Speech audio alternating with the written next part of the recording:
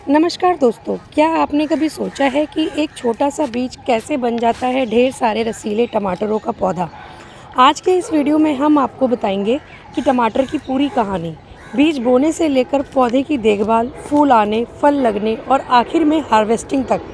अगर आप भी अपने किचन गार्डन में या छत पे या गमले में ताज़े बिना केमिकल वाले टमाटर उगाना चाहते हैं तो ये वीडियो आपके लिए है। वीडियो को अंत तक ज़रूर देखें क्योंकि इसमें आपको मिलेगी छोटी छोटी लेकिन बहुत काम की टिप्स जो आपके पौधों को हेल्दी और ज़्यादातर फलदार देने वाली बनाएगी।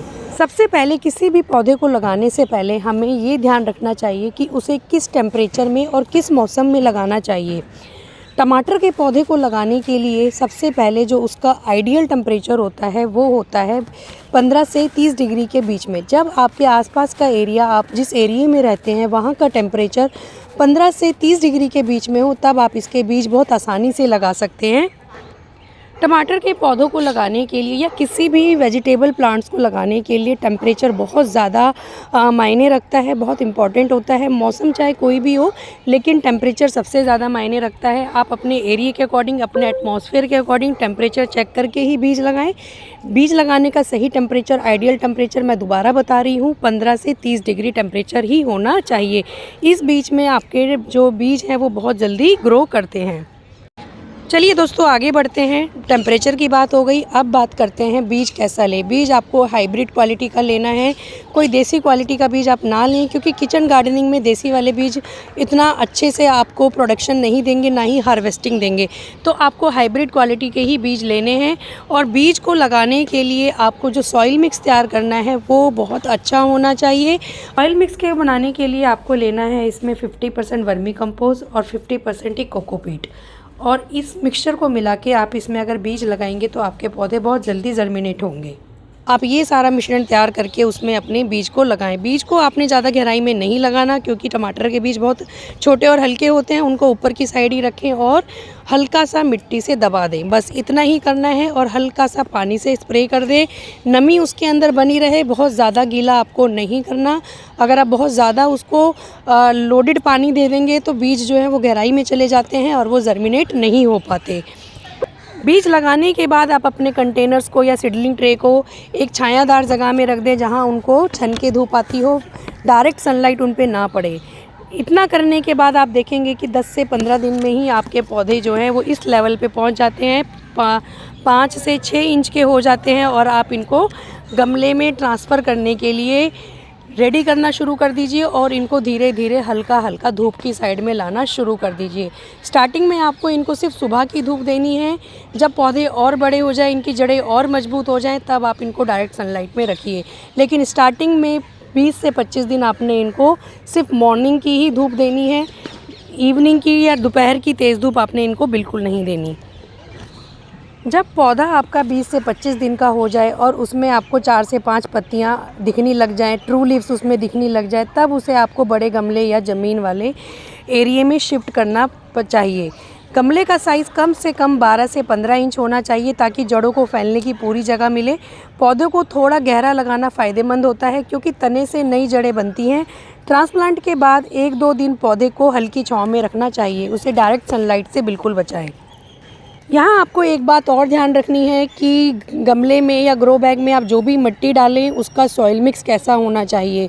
टमाटर के पौधे के लिए जो सॉइल मिक्स आपको तैयार करना है वो तैयार आपको ऐसे करना है: 40% गार्डन सॉइल, 30% वर्मी कंपोस्ट, 20% रेत या कोकोपीट और 10% नीम खली के को मिलाकर ही आप इसका एक सॉइल मिक्स तैयार करें और उसमें आप अपने पौधों को लगाइए। तो देखिए आपके पौधों की ग्रोथ बहुत अच्छी होगी और बहुत जल्दी ही आपको अपने पौधों में बहुत अच्छी ग्रोथ दिखाई देने लगेगी। पौधे को ट्रांसप्लांट करने के बाद आप उसे 2 से 3 दिन के लिए छायादार जगह में रखें जहाँ सिर्फ उसे हल्की धूप मिले, लेकिन उसके बाद आपने उसे रोज़ाना 6 से 8 घंटे की सीधी धूप देनी है। समय समय पर आप उसको ऑर्गेनिक खाद या लिक्विड फर्टिलाइज़र देते रहिए ताकि पौधा आपका हरा भरा और मजबूत बना रहे। पौधे की कमज़ोर और नीचे की जो पत्तियां हैं उसको आप टाइम टू टाइम हटाते रहिए ताकि गमले के अंदर हवा और धूप का संचार अच्छा रहे और बीमारियों का भी खतरा कम हो। अब यहाँ पर मैं आपको एक ज़रूरी टिप और दूंगी। जब आपका पौधा लगभग 30 दिन का हो जाए और जब वो आपका लेगी सा हो जाए, नीचे की तरफ झुकने लग जाए, तो आपको इस टाइम पे उसे किसी भी बैम्बू स्टिक से या किसी भी स्टिक के सहारा ज़रूर देना चाहिए, क्योंकि इससे क्या होगा, पौधा आपका मजबूत रहेगा, तना उसका डैमेज नहीं होगा। इसके बाद मैं आपको एक और ज़रूरी टिप दूंगी जो कि बहुत ज़रूरी है टमाटर के पौधे के लिए। आप देख रहे हैं इस तरीके की जो सकर्स होती हैं आपके गमले में या पौधे में लग जाती हैं, इनको टाइम टू टाइम हटाते रहिए। अगर आप इनको नहीं हटाएंगे तो आपके पौधे की सारी एनर्जी ये सकर्स ले जाते हैं और पौधा फूल की तरफ कम ध्यान देकर पत्तियों पे और सकर्स पे ज़्यादा ध्यान देता है। तो सकर्स को हटाना बहुत ज़रूरी होता है, तो इनको टाइम टू टाइम हटाते रहिए। लगभग 40 से 50 दिन बाद पौधे में पीले रंग के फूल आने लगते हैं। अब यही वह समय है जब भविष्य की फसल तय होती है। टमाटर में परागण मीन्स पॉलिनेशन मुख्य रूप से हवा और कीड़ों द्वारा होता है। सुबह के समय पौधों की जो ब्रांचेज होती हैं, अगर आप उसको हल्का सा हिला देते हैं और उसके फूलों को हल्का सा टैप टैप कर देते हैं, तो जो उसका पॉलिनेशन होता है वो बहुत अच्छा होता है और फूल गिरने की जो समस्या होती है वो कम हो जाती है। इस समय हल्का आप इसके ऊपर ऑर्गेनिक स्प्रे करना भी अच्छा होता है। अगर आप इस टाइम पे इसके ऊपर हल्का कोई भी ऑर्गेनिक स्प्रे करें तो वो इसके लिए बहुत फायदेमंद होता है। फूल गिरने के कुछ दिन बाद छोटे-छोटे टमाटर आपको दिखाई देने लगते हैं और इस टाइम पर पौधों को ना तो बहुत ज़्यादा पानी देना चाहिए और ना ही उनको सूखा रहने देना चाहिए। इस टाइम पे आपको उसको पोटाश युक्त खाद देनी चाहिए जिसमें पोटेशियम सबसे ज़्यादा हो। इसके लिए आप उसमें केले के छिलके का लिक्विड फर्टिलाइज़र दे सकते हैं। इस फर्टिलाइज़र को आप 15 दिन में एक बार रिपीट कर सकते हैं। इससे होगा क्या, पौधे का जो तना है, जो पौधे की जड़ है वो तो मजबूत होंगी ही होंगी, साथ ही साथ आपके फ्रूट का साइज़, रंग और स्वाद सब बेहतर हो जाएगा। संतुलित देखभाल से पौधा लंबे समय तक फल देता रहता है।